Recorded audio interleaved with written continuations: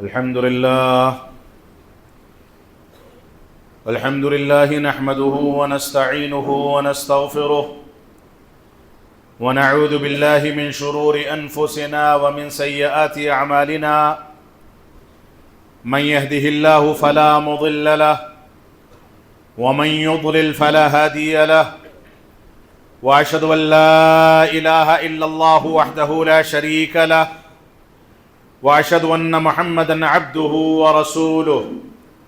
أما بعد فإن خير الحديث كتاب الله وخير الهدي هدي محمد صلى الله عليه وسلم وشر الأمور محدثاتها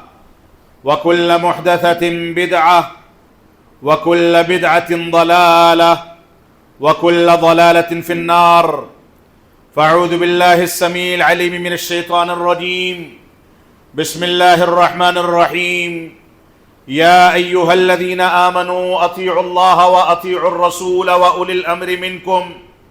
فإن تنازعتم في شيء فردوه إلى الله والرسول إن كنتم تؤمنون بالله واليوم الآخر ذلك خير وأحسن تأويلا. وقال الله تبارك وتعالى يا أيها الذين آمنوا ادخلوا في السلم كافة ولا تتبعوا خطوات الشيطان إنه لكم عدو مبين فإن زللتم من بعد ما جاءتكم البينات فاعلموا أن الله عزيز حكيم. محترم سامعین کرام، بزرگان دین، شہر سیونی کے علماء کرام اور خواتین ملت اسلامیہ، یہ اللہ رب العالمین کا فضل و کرم ہے کہ اللہ رب العالمین نے ہم کو مسلمان پیدا فرمایا. اللہ رب العالمین نے ہم کو اسلام کی نعمت سے سرفراز فرمایا. یہ رب کائنات کا فضل و کرم ہے کہ اللہ رب العالمین نے ہم کو یہ شعور عطا فرمایا کہ ہم اپنا سر اللہ رب العالمین کے علاوہ کسی کے آگے نہ جھکائیں. یہ اللہ رب العالمین کا کرم ہے کہ اللہ رب العالمین نے ہم کو یہ سکھایا کہ ہم رسول اکرم صلی اللہ علیہ وسلم کی پیروی کریں، آپ کی اتباع کریں، قرآن و سنت کے مطابق چلیں. یہ رب کائنات کا فضل و کرم ہے کہ اللہ رب العالمین نے ہم کو یہ مسجدیں عطا فرمائیں کہ ان میں قال اللہ اور قال الرسول کی صدائیں بلند کی جائیں، لوگ رہنمائی حاصل کریں. یہ رب کائنات کا فضل و کرم ہے کہ اللہ رب العالمین نے ہم کو علماء جیسی نعمت سے سرفراز فرمایا. جو علماء اگر نہ ہوتے تو ہماری حیثیت چوپایوں کے مانند ہوتی. کہاں پیشاب کرنا ہے، کیسے پیشاب کرنا ہے، کہاں قضائے حاجت سے فراغت حاصل کرنی ہے، ہم اس سے بھی واقف نہ ہوتے. یہ رب کائنات کی عظیم نعمت ہے کہ شہر سیونی جو جنگلات کے بیچ میں واقع ہے، یہاں بھی رب کائنات نے نبوت کے نور سے سرفراز کرنے کے لیے ہم کو علماء کرام دستیاب فرمائے، جو آپ کے سامنے یہ بتاتے ہیں کہ کیا غلط ہے کیا صحیح ہے. یہ رب کائنات کا کرم ہے کہ یہ علماء آپ کو ہمیشہ اس بات کی رہنمائی کرتے ہیں کہ قال اللہ اور قال الرسول کی صداؤں کا مقام کیا ہے، غلط بات کیا ہے، صحیح بات کیا ہے، توحید کیا ہے، شرک کیا ہے، سنت کیا ہے، بدعت کیا ہے، منہج صحابہ اور فہم صحابہ کیا ہے، اور اہل کلام کا طریقہ کیا ہے. یہ علماء نہ ہوتے تو آپ کو یہ بھی خبر نہ ہوتی کہ رب کائنات کا مقام کیا ہے. آپ یہ نہ جان سکتے کہ ماں باپ کا مقام کیا ہے. آپ کو اس بات کا علم نہ ہوتا کہ رسول اکرم صلی اللہ علیہ وسلم کے حقوق کیا ہیں. لہذا ہم کو رب کائنات کی شکر گزاری ادا کرنی چاہیے کہ رب کائنات نے اولاً ہم کو مسلمان بنایا، اہل توحید میں شامل فرمایا، متبع سنت بنایا، علماء کرام کی نعمت سے سرفراز فرمایا، یہ مسجدیں عطا کی، مسجدوں میں قال اللہ اور قال رسول کی صداؤں کا انتظام کیا، آرام کے ساتھ بیٹھ کر کے ہمارے لیے یہ وسائل مہیا کیے کہ ہم اسلام کو، دین کو، دنیا کو، ہر چیز کو صحیح انداز سے سمجھ سکیں، مسلمانوں کی ذمہ داری ہے کہ وہ شکر گزار بنے، رب کائنات کی نعمتوں پر اس کا شکر ادا کریں، لمبے لمبے سجدے کریں، لمبے لمبے رکوع کریں، اور اللہ رب العالمین کے آگے روئیں اور گڑ گڑائیں، دین کی جانب رجوع کریں، دین کو سمجھنے کی کوشش کریں۔ لیکن یہ دین آج ہماری زندگی میں کون سی حیثیت رکھتا ہے؟ ہم نے اس کو اپنے گھر کی لونڈی بنا کر کے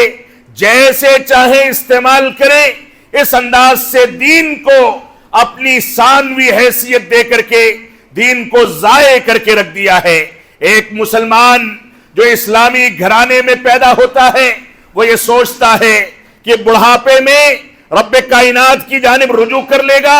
حج بیت اللہ کو انجام دے گا، نمازوں کی پابندی کر لے گا، یہی اس کے لیے کافی ہے۔ ہمیں معلوم ہونا چاہیے کہ رسول اکرم صلی اللہ علیہ وسلم نے فرمایا کہ تم میں سے کوئی بھی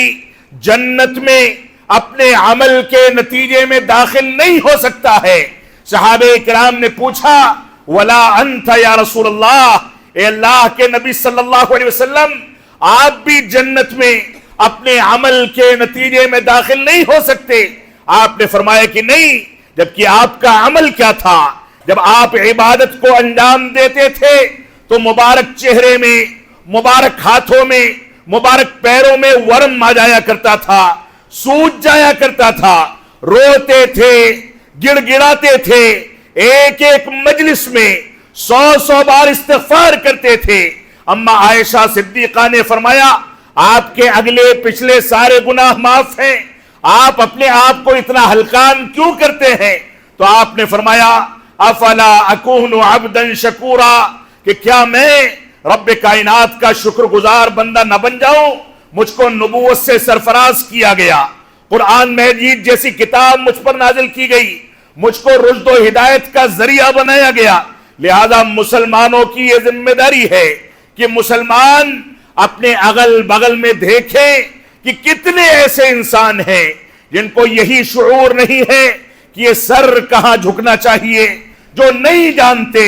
کہ آگ جو انسان کو جلا کر کے تباہ کر دیتی ہے، صرف اس کی طاقت کی بنیاد پر اس کی پوجا نہیں کی جا سکتی۔ کتنے ایسے انسان ہیں جو اپنے سے زیادہ گئے گزرے جانوروں کو پوجتے ہیں، جن جانوروں کو نہ استنجا کا سلیقہ ہے، نہ قضاء حاجت کے آداب سے واقفیت ہے،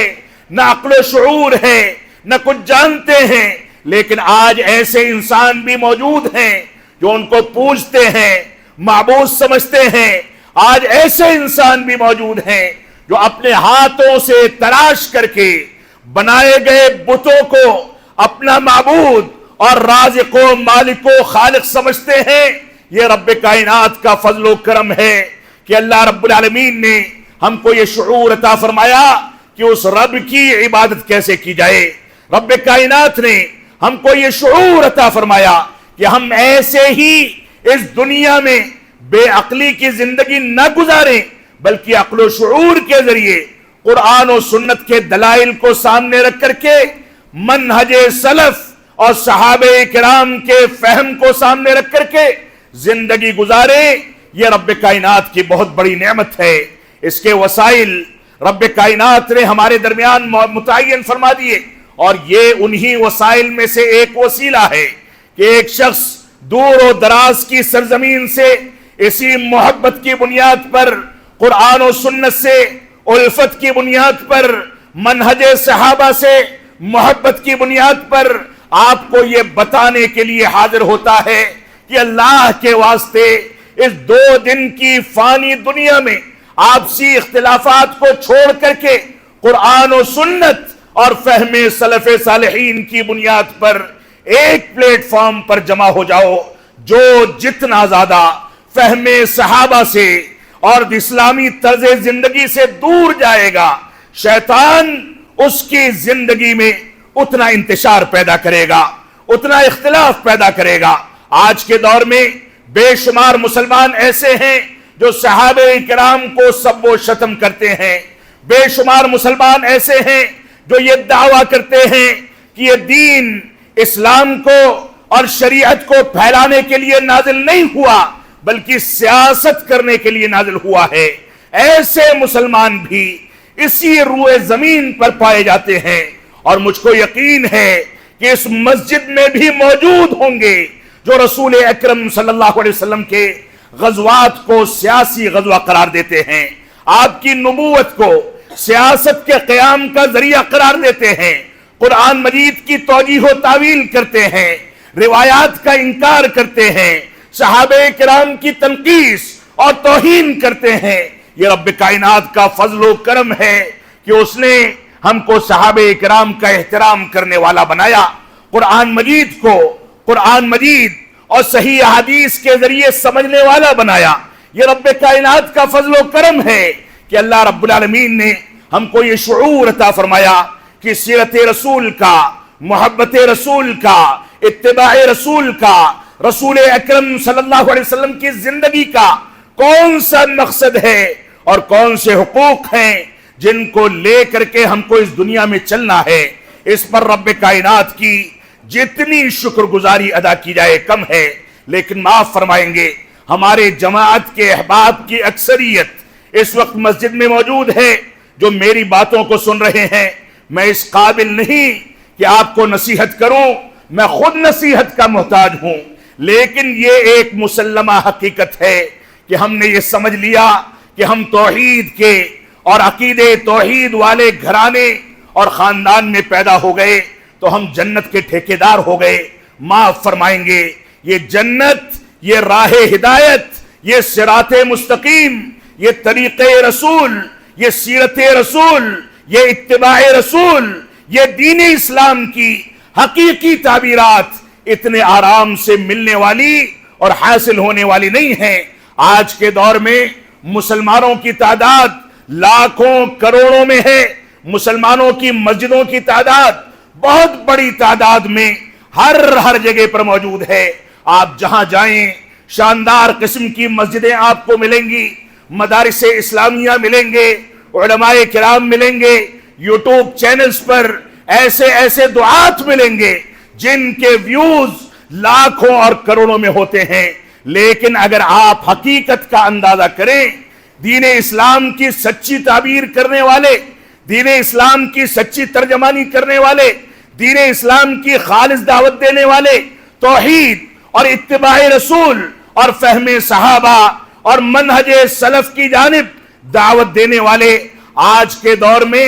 اتنی بڑی تعداد کے بیچ میں بھی خال نظر آتے ہیں، اور جس نے منہج سلف کی دعوت کا طرز اختیار کر لیا، جو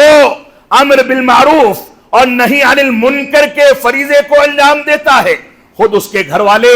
اس کے خاندان والے، اس کے اڑوس پڑوس کے لوگ، اس کی جماعت کے لوگ اس کے ساتھ لعن طعن کرتے ہیں۔ یہ دین اگرچہ پھیل چکا ہے، یہ دین اگرچہ ہر گھر میں داخل ہو چکا ہے، لیکن اس دین کو اپنانے والے، اس دعوت کو سمجھنے والے، اس دعوت کے مطابق زندگی کو ڈھالنے والے آج بھی اجنبی ہیں۔ اور اسی کے بارے میں رسول اکرم صلی اللہ علیہ وسلم نے فرمایا تھا، بدأ الاسلام غریبا وسیعود کما بدأ۔ یہ اسلام غربت کی حالت میں، اجنبیت کی حالت میں شروع ہوا تھا، اور عنقریب یہ پھیلنے کے باوجود اجنبیت کی حالت میں چلا جائے گا۔ یہ دور جو فتنوں کا دور ہے، یہ دور جہاں اتباع رسول کے نام پر، قرآن و سنت کے دلائل کے نام پر، منہج صحابہ کے نام پر، سیرت رسول کے نام پر، دینی تعلیمات کے نام پر آپ کو گمراہ کرنے والے ہر نکڑ پر مل جائیں گے، آپ کے موبائل فون میں مل جائیں گے، آپ کی مسجدوں کے ممبر و محراب پر مل جائیں گے۔ یہ دور فتنوں کا دور ہے۔ اس دور میں صحیح کو غلط سے الگ کر کے صحیح کے مطابق چلنا، حق کی پیروی کرنا، یہ ہر مسلمان کا بنیادی فریضہ ہے۔ اور اس بات کو سمجھ لیں، یہ دنیا کا سودا نہیں ہے، یہ دنیا کی ترقی کا سودا نہیں ہے، یہ دنیا میں عزت و وقار کا سودا نہیں ہے، بلکہ یہ ایک ایسا سودا ہے جس کی بنیاد پر آپ کی آخرت سنورے گی۔ رب کائنات کے آگے آپ جواب دینے کے قابل بنیں گے. آپ کو جنت میں صحابہ کرام اور رسول اکرم صلی اللہ علیہ وسلم کی صحبت نصیب ہوگی. اور یہ صحبت کس کو نصیب ہوگی؟ صحابہ کرام کی تنقیص کرنے والوں کو نہیں ہو سکتی، صحابہ کرام کی توہین کرنے والوں کو نہیں ہو سکتی، اتباع رسول کے نام پر بدعات و خرافات کو انجام دینے والوں کو نہیں ہو سکتی. یہ صحبت اختیار ہوگی اور ملے گی اور نصیب ہوگی ان لوگوں کو جو صحابہ کرام کے مقام کو سمجھتے ہیں، اس کا حق ادا کرتے ہیں، جو اتباع رسول کی اہمیت کو سمجھتے ہیں، اس کا حق ادا کرتے ہیں. تو آپ سمجھ لیں کہ آپ کا مقام، آپ کی ذمہ داریاں، آپ کی مسئولیت اسلام کے بظاہر پھیل جانے کے باوجود، بڑی بڑی تعداد کے دکھنے کے باوجود، مسجدیں تعمیر ہو جانے کے باوجود، آپ کی مسئولیت، آپ کی ذمہ داری بہت زیادہ قیمتی ہے. اور معاف فرمائیں گے، یہ اینٹ اور گارے کے ڈھیر کو، یہ عمارتوں کو، یہ پنکھے اور اے سی اور شاندار قسم کی قالین کو مسجد نہیں کہا جاتا. مسجد ایک درخت کے نیچے بیٹھ کر کے انسان حقیقی معنی میں اگر قال اللہ اور قال رسول کی صداؤں کو سمجھ لے، اس کے مطابق زندگی کو ڈھال لے، تو صفہ کے چبوترے میں کون سا ماربل بچھایا گیا تھا، کون سی قالین وہاں پر بچھائی گئی تھی، اور مسجد نبوی کون سے بہترین قسم کے اینٹ اور گارے سے تعمیر کی گئی تھی. لیکن اس کے اندر جتنی مسکنت تھی، جتنی پریشانیاں تھیں، اتنی ہی برکتیں تھیں، اتنا ہی اس کا پیغام ساری دنیا کے لیے عام ہوتا تھا. رسول اکرم صلی اللہ علیہ وسلم مکہ مکرمہ سے ہجرت کر کے مدینہ منورہ تشریف لائے، ساری اذیتیں برداشت کی، ساری مشکلات برداشت کی. سب سے پہلے جس بات کی فکر کی وہ اس بات کی فکر تھی کہ مسلمانوں کے اجتماع کے لیے، اسلامی دعوت کے لیے کون سا مرکز قائم کیا جائے. مسجد نبوی قائم کی گئی. آج کے دور میں ایک ایک شخص کے پاس اتنا مال و دولت ہے کہ بڑی سے بڑی مسجد تعمیر کر سکتا ہے، لیکن مسجد کے اندر روح پھونکنے والے، مسجدوں کو آباد کرنے والے، صلاۃ فجر میں 2 صفوں تک مسجدیں جو محدود رہ جاتی ہیں ان کو آگے تک بھرنے والے، یہ وہی سچے مسلمان اور مومن ہوتے ہیں جو صحابہ کرام کے طریقے پر چلتے ہیں. جو آج مسلمانوں کی بڑی تعداد ہونے کے باوجود بھی یہ مسجدیں، یہ مدرسے، یہ دینی ادارے، یہ ہماری قیام گاہیں، ہمارے مکانات، ہمارے گھرانے، ہماری تنظیمیں اس روح سے آج بھی عاری ہیں. ہماری ذمہ داری ہے کہ ہم دین کی جانب رجوع کریں. جو آیت کریمہ میں نے آپ کے سامنے تلاوت کی ہے، اس میں رب کائنات نے اسی کے بارے میں واضح طریقے سے ارشاد فرما دیا. فرمایا یا ایھا الذین آمنوا اطیعوا اللہ واطیعوا الرسول واولی الامر منکم، اے ایمان والو اللہ اور اس کے رسول کی اطاعت کرو، اور جو تمہارا ولی امر ہے ہندوستان کی سرزمین پر، جو علماء کرام قرآن و سنت کے مطابق اور منہج اور فہم صحابہ کے مطابق زندگی گزارتے ہیں، اسی کی رہنمائی کرتے ہیں، وہ ہمارے اولیاء امور ہیں، وہ ہمارے ولی امر ہیں، وہ ہمارے قائد ہیں، وہ ہمارے ذمہ دار ہیں. رب کائنات نے فرمایا اے ایمان والو کان کھول کر کے سن لو، اس دنیا میں اگر کامیابی حاصل کرنی ہے تو قرآن مجید کے ضابطے کو سمجھ لو، اس اصول کو سمجھ لو، اس ضابطے کو اپنی گھٹیوں میں بیٹھا لو. رب کائنات نے فرمایا یا ایھا الذین آمنو، اے ایمان لانے والو جو ایمان لائے ہو تمام ایمانیات پر، غیب امور پر، حاضر امور پر، رب کائنات کے حکم کے مطابق جن لوگوں نے ایمان کو تسلیم کر لیا، چاہے ان کے عقل میں وہ چیز آئے نہ آئے، ان کو حکم دیا گیا، اس کے مطابق زندگی کو ڈھال لیا، ان اہل ایمان کو مخاطب کر کے رب کائنات نے ارشاد فرمایا اے ایمان والو اطیعوا اللہ واطیعوا الرسول، اللہ اور اس کے رسول کی اطاعت کرو، کسی غیر کی اطاعت نہ کرو، کسی امام کے فتوے پر نہ چلو، کسی کی تقلید نہ کرو، کسی کے ایسے فتووں پر نہ چلو جو فتوے قرآن و سنت اور فہم صحابہ کے خلاف ہوں، ان چیزوں کو ردی کی ٹوکری میں ڈال دیا جائے۔ یہ ائمہ کرام جو اس دنیا میں آئے، ان ائمہ اربعہ نے، چاہے امام اعظم امام ابو حنیفہ رحمت اللہ علیہ ہوں، امام مالک ہوں، امام شافعی ہوں، امام احمد بن حنبل رحمہم اللہ ہوں، ان سارے کے سارے ائمہ نے یہی کہہ دیا، اذا صح الحدیث فہو مذہبی، جب میری حدیث واضح ہو جائے تو وہی میرا مذہب، وہی میرا فتویٰ، وہی میرا مسلک اور وہی میری بات ہے۔ لہذا جب صحیح حدیث سامنے آ جائے تو یہ چاروں کے چاروں ائمہ اس بات پر اجماع رکھتے ہیں، اس بات کو نقل کرتے ہیں کہ میری بات اگر قرآن و سنت سے یا فہم صحابہ سے، اقوال صحابہ سے ٹکرا جائے تو میری بات کو چھوڑ دیا جائے، دیوار پر مار دیا جائے۔ رب کائنات نے اس آیت کریمہ میں اسی بات کا حکم دیا، لیکن بدقسمتی ایسی ہے، مسلمانوں کا ایک بڑا طبقہ ایسا ہے جو آج تقلید شخصی میں پڑھ کر کے اتباع رسول، فہم صحابہ اور قرآن و سنت کی تعلیمات سے دوری اختیار کر کے زندگی گزارتا ہے۔ رب کائنات نے فرمایا، یا ایھا الذین آمنوا اطیعوا اللہ واطیعوا الرسول، اے ایمان والو اللہ اور اس کے رسول کی اطاعت کرو، وَأُولِي الْأَمْرِ مِنْكُمْ، اور اپنے اولیاء امور کی اطاعت کرو۔ لیکن رسول اکرم صلی اللہ علیہ وسلم کی حدیث جو قرآن مجید کی تفسیر ہے، شرح ہے، قرآن مجید کے معانی کو بیان کرنے والی ہے، رسول اکرم صلی اللہ علیہ وسلم نے واضح طریقے سے فرمایا، لا طاعت لمخلوق فی معصیت الخالق، کسی مخلوق کی رب کائنات کی معصیت میں پیروی نہیں کی جا سکتی۔ لہذا ولی امر کی پیروی کے لیے قرآن و سنت کے دلائل کے مطابق اس کے امر کا ہونا یہ بنیادی شرط ہے۔ آگے فرمایا، فَإِن تَنَازَعْتُمْ، اے لوگوں سن لو، اگر تمہارے درمیان اختلاف ہو جائے، اور یہ اختلاف ہونا فطری بات ہے،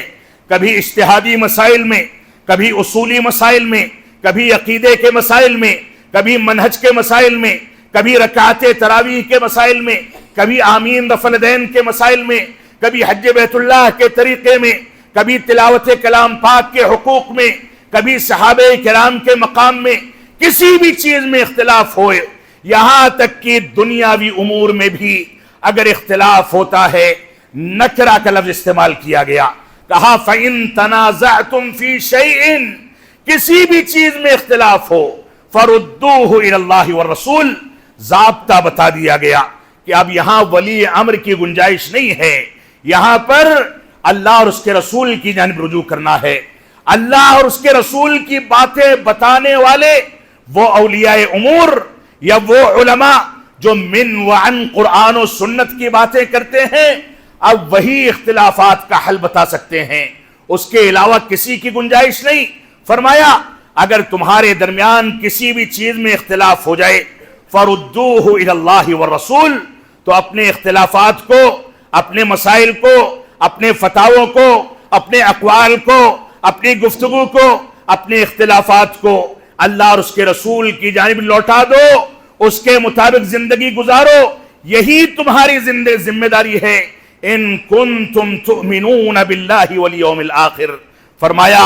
اگر تم اللہ رب العالمین پر ایمان رکھتے ہو تو یہ ضابطہ تمہارے لیے ضابطہ شریعت ہے، یہ ضابطہ تمہارے لیے ضابطہ حیات ہے۔ اگر اللہ رب العالمین پر اور یوم آخرت پر ایمان رکھتے ہو تو اس کے مطابق اپنی زندگی کو ڈھال دو، اور ایمان نہیں رکھتے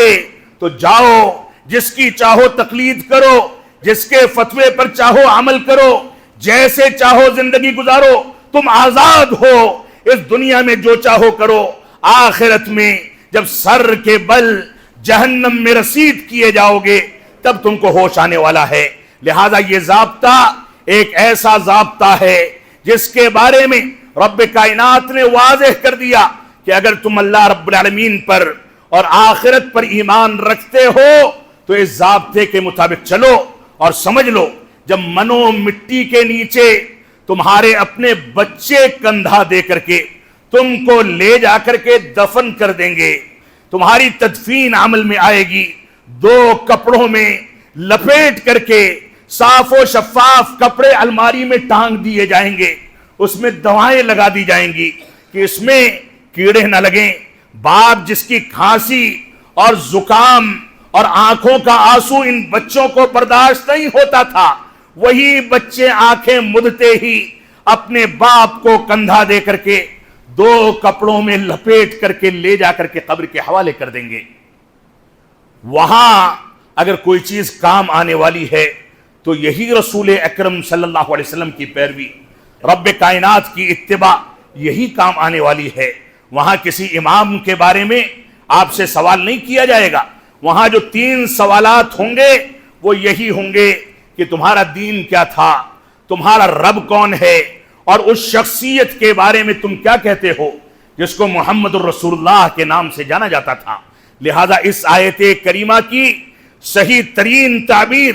اس پر عمل پیرا ہونے کی صحیح ترین طریقہ اگر کوئی اختیار کر سکتا ہے تو وہی لوگ اختیار کر سکتے ہیں جو قبر کے سوالوں کی تیاری کرتے ہیں، جو جانتے ہیں کہ ہمارے جسم کو کیڑا لگنے سے پہلے جب ہمارے قدموں کی آواز ہمارے سرپرستوں کو اور وارثین کو سنائی جائے گی، ان کے قدموں کی آواز ہم کو سنائی جائے گی، اس وقت قبر کے اندر جو چیز کام آئے گی وہ یہی قال اللہ اور قال رسول کی صدائیں ہوں گی، یہی دین اسلام ہوگا. یہاں سیاسی تعویلات، احادیث کو عقل پر تولنا، صحابہ کرام کی تنقیص کرنا، صحابہ کرام کی توہین کرنا کبھی کام نہیں آ سکتا. اور کام کیسے آئے گا؟ ایک شخص جو صحابہ کرام کی روایتوں کو نکار دے وہ جنت میں ان کی صحبت کیسے پا سکتا ہے؟ خود صحابہ کرام کھدیڑ کر کے اس کو وہاں سے بھگا دیں گے. اس وجہ سے ہماری یہ ذمہ داری ہے کہ ہم قرآن و سنت کی جانب رجوع کریں. رب کائنات نے اس آیت کریمہ کے اخیر میں فرمایا ذالک خیر و احسن تأویلا، یہی چیز تمہاری عاقبت کے لحاظ سے، تمہاری زندگی کے لحاظ سے، تمہاری کامیابی کے لحاظ سے، قبروں کے سوالوں کے لحاظ سے، آخرت کی کامیابی کے لحاظ سے، یہی چیز تمہارے لیے خیر ہے، باقی رہنے والی ہے، بہتر ہے. اگر ان چیزوں کو تم نے سدھار لیا، اس ضابطے کے مطابق چل گئے، اس کے مطابق عمل پیرا ہو گئے، تو سمجھ لو کہ آخرت میں اور قبر کی برزخی زندگی میں تم کامیاب ہو جاؤ گے اور معاف فرمائیں گے. اگر وہاں کچھ کام آئے گا تو یہی قرآن و سنت کا پیغام کام آئے گا. یہ دنیا کی تعویلیں، یہ حدیث کا انکار، یہ قرآن کی آیتوں کی غلط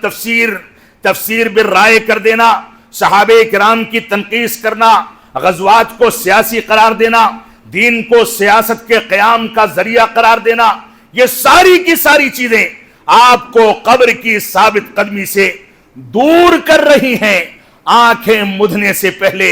وہ دن آنے سے پہلے جب آپ کے بچے بلک بلک کر کے آپ کو کندھا دے کر کے اسی قبر میں پہنچانے والے ہیں جہاں آپ سے یہ تینوں سوال ہوں گے. اگر آپ کو تیاری کرنی ہے تو اس دنیا میں اس کی تیاری کر لیجئے. معاف فرمائیں گے، باتیں تلخ ہوں گی، کڑوی ہوں گی، کسی کو بری لگ رہی ہوں گی، لیکن یہی مسلمہ حقیقت ہے، یہی چیز کام آنے والی ہے. رب کائنات نے اس دنیا میں عزت و وقار کا ذریعہ اسی دین کو بنایا. رب کائنات نے اس دنیا میں آنکھیں اٹھا کر کے اور آنکھوں میں آنکھیں ملا کر کے سر اٹھا کر کے جینے کا ذریعہ اسی دین کو بنایا. رب کائنات نے سورۃ النور میں ارشاد فرمایا کہ لَيَسْتَخْلِفَنَّهُمْ فِي الْأَرْضِ كَمَا اسْتَخْلَفَ الَّذِينَ مِن قَبْلِهِمْ. رب کائنات نے فرمایا کہ ہم منقریب وعد اللہ الذین آمنوا وعملوا الصالحات منکم. رب کائنات نے ارشاد فرمایا کہ رب کائنات نے ایمان لانے والوں سے اور اعمال صالحہ کو انجام دینے والوں سے زمین میں غالب ہونے کا، زمین میں خلیفہ بنائے جانے کا، زمین میں حکومت کے قیام کا وعدہ کر رکھا ہے. اسی آیت کریمہ کے اخیر میں رب کائنات فرماتا ہے لیکن اس کی شرط کیا ہے؟ اس کی شرط یہ ہے کہ اگر تم کو صحابہ کرام کے طریقے پر عزت و وقار چاہیے، 313 کے مقابلے میں ہزاروں لوگوں کو شکست دینی ہے، عزت و وقار کمانی ہے، صحابہ کرام کے طریقے پر دنیا کے سامنے آنکھوں میں آنکھیں ملانی ہے، تو سن لو یعبدوننی لا یشرکون بی شیئا، اس کی بنیادی شرط یہ ہے، دنیا میں غلبہ پانے کی بنیادی شرط یہ ہے کہ صرف میری عبادت کرو، توحید ربوبیت ہو، توحید الوہیت ہو، توحید اسماء و صفات ہو، ان چیزوں کے تقاضوں کو علماء سے سمجھو، سمجھ کر کے آگے بڑھو۔ یہ دنیا کے اندر توجیہ و طویل تعویل کرنے والے مسالک،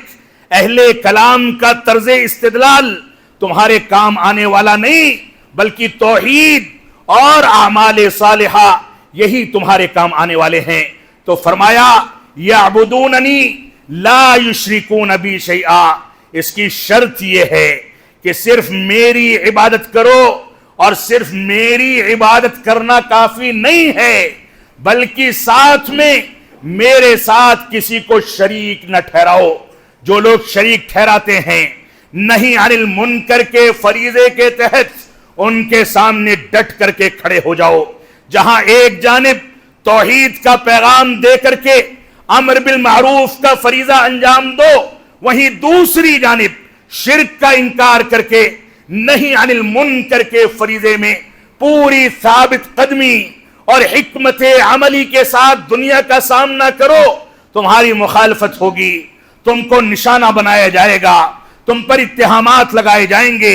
تم کو بدنام کیا جائے گا، تمہارے ساتھ برا سلوک کیا جائے گا، لیکن یہ ساری کی ساری چیزیں ہیچ ہیں اگر تم نے رب کائنات کے لیے اس فریضے کو انجام دیا ہے، لہذا اپنے رب کے لیے اپنے آپ کو وقف کر دو۔ تو فرمایا یعبدوننی لا یشرکون بی شیئا،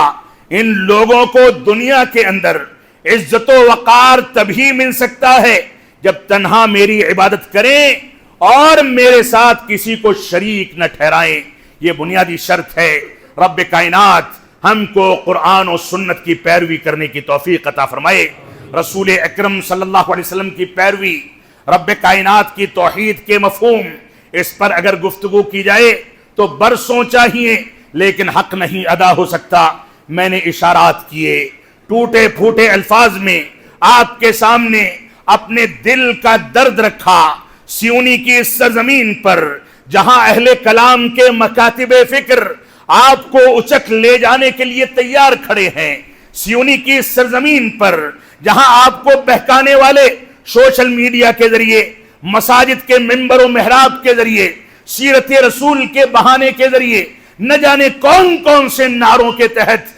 آپ کو اچکنے کے لیے اور بہکانے کے لیے، گمراہ کرنے کے لیے کھڑے ہیں۔ لیکن اس بات کو سمجھ لیں کہ جو گمراہ ہوتا ہے وہ بھی قرآن و سنت کا ہی حوالہ دیتا ہے، وہ بھی یہی کہتا ہے کہ رب کائنات نے ایسا فرمایا، رسول اکرم نے ایسا فرمایا۔ لیکن صرف یہی کافی نہیں ہے کہ کوئی آپ کے سامنے کہے کہ اللہ کا یہ فرمان ہے، رسول کا یہ فرمان ہے، یہ کافی نہیں ہے، یہ گمراہ کرنے کا ذریعہ بھی ہے۔ جو اللہ اور اس کے رسول کو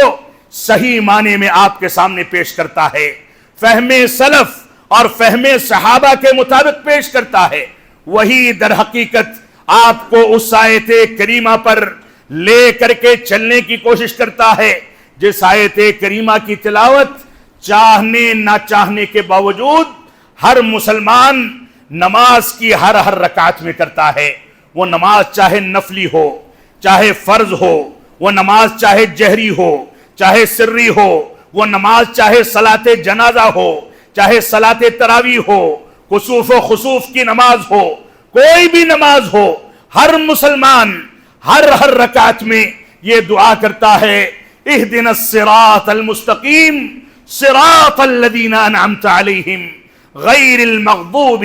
علیہم ولا الضالین۔ اے رب کائنات، میں تجھ سے دعا کرتا ہوں، بھیک مانگتا ہوں کہ مجھ کو صراط مستقیم پر چلا دے، اس راستے پر چلا دے جس راستے پر چلنے والوں کے اوپر تیرا انعام ہوا، جن کو تو نے اپنے نبی کی صحبت کے لیے منتخب فرمایا، جو نبی کے صحابہ کے طریقے پر چلنے والے ہیں، ان لوگوں کے راستے پر چلنے کی مسلمان توفیق مانگتا ہے، اور ساتھ میں یہ بھی کہتا ہے غیر المغضوب علیہم ولا الضالین، گمراہ لوگوں کا راستہ نہیں، یہ اہل کلام کے راستے، یہ قرآن و سنت میں تعویل کے راستے، اور اسی طریقے سے وہ راستے جو آپ کو لے جا کر کے شرک یا کفر تک پہنچا دیتے ہیں، شرک و کفر کے راستے پر چلا دیتے ہیں، چاہے جزوی طور پر کوئی مسلمان بہک کر کے اس کو اختیار کر لے یا کلی طور پر بہک جائے، ہر صورت میں وہ راستہ گمراہی کا راستہ ہے۔ ہم کیا وجہ ہے ہم 5 وقتہ نمازوں میں یہ دعا کرتے ہیں لیکن وسائل اختیار نہیں کرتے، لہذا صراط مستقیم پر چلنے والے دعا کرنے کے باوجود خال خال نظر آتے ہیں۔ رب کائنات ہم کو صراط مستقیم پر چلنے کی توفیق عطا فرمائے۔ ہم جب تک جئیں تب تک اسلام پر جئیں، جب ہمارا خاتمہ ہو تو ایمان پر ہو۔ بارک اللہ لنا ولکم فی القرآن المجید ونفعنی وإیاکم بالآیات والذکر الحمید، انہ تعالی جواد کریم ملک بر رؤوف الرحیم۔